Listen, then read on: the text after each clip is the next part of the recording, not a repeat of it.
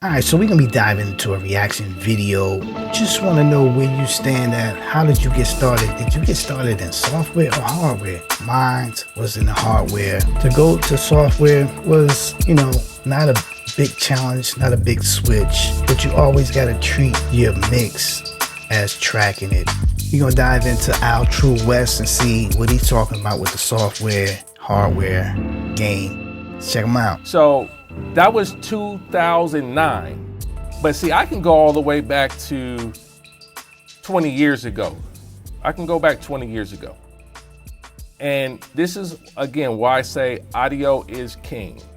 Because without going and committing to audio, you will have situations where plugins no longer pull up. Commit to it, bounce it down, bounce the rendered file down. Not unless you know that the plugin that you're gonna have, you can always come back to it, make changes, whatever. But my whole foundation is, if you know, bounce it down. Commit what we really need to get back into tracking. I try, when I'm doing what I'm supposed to do, I try to commit to audio and track things out as much as I can. That's why we talk tracking on this channel, because without tracking, you run the risk of not being able to load up your sessions. And I think some of you guys may not care about stuff from 20 years ago. I do though. I absolutely do. So this is a session, this is a session from 20 years ago that I can still open up. Now there might be a couple of plugins. And that's the thing, you might have to find the plugins if it's not in the right folder, but I want to go to one more point. Using Battery 3, you're on the Mac Battery 3, the update was $49. Battery 3 is not going to work with I'll look silicone. at some sessions.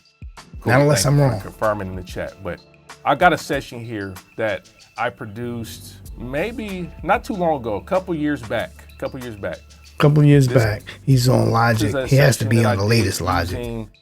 Battery. This one uses. Check this out.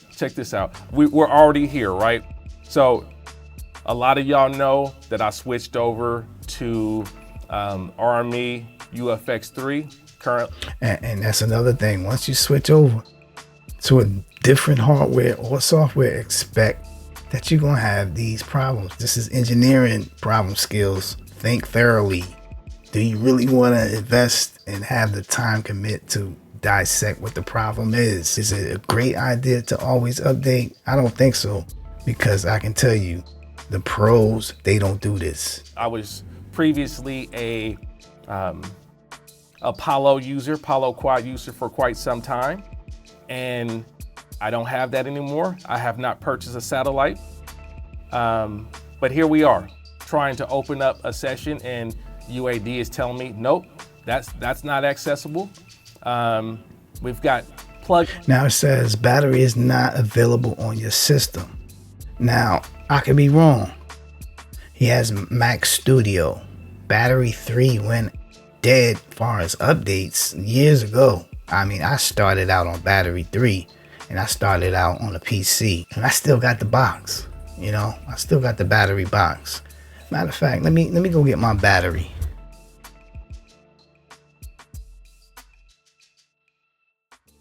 Still got the box. Battery 3. This is how far I go back. I used to get physical box software.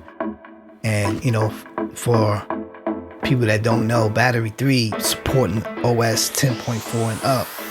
And at that time, it didn't support silicone, not unless you had Battery 4, not unless you had the update. So I'm guessing he's going to talk about he couldn't get it, or I'm not sure why he didn't get Battery 4 update for silicone users. Again, name Battery 3 isn't available on your system. Why?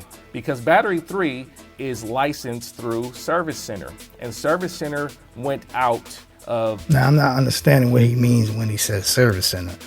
Now unless it was the third-party Service Center that handled the updates for Native Instruments, I'm not sure. I couldn't go to Battery 4 because my system didn't allow it to install on here. So I'm not understanding what he's saying. Commission in 2020, May of 2020, it was cooked, it was out, right? So you can no longer install Battery 3 on the system because there's no licensing platform to accept your information so that it can actually be installed on a new system. He's actually right about software. I have an old system, so my app for Native Instruments, I can't open it up unless I update my system. So I got a ton of Native Instruments, VSTs and effects on the app that I can't get access to. So I'm gonna take a L on that. And also, I did a video where I was offered to be in a partner program for a complete 26 licenses. Everything is in the account, but I can't get access to it. You feel me? I can't get access to it, so it's just a dead issue with me. I'm not trying to update this to get complete 26. Sounds good, but he has a point with software. Sometimes you have to update and critical elements that's in your mix won't be able to pull up.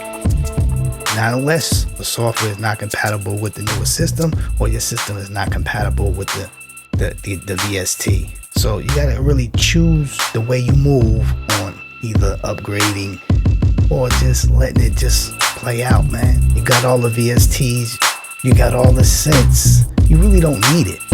Create around it, create some great ideas, and come back to the drawing board, man, and get to making some great music. I'm gonna leave this video down below where you can go check them out. Make sure you give it a like. Make sure you subscribe to the channel. We're gonna sign off. Peace.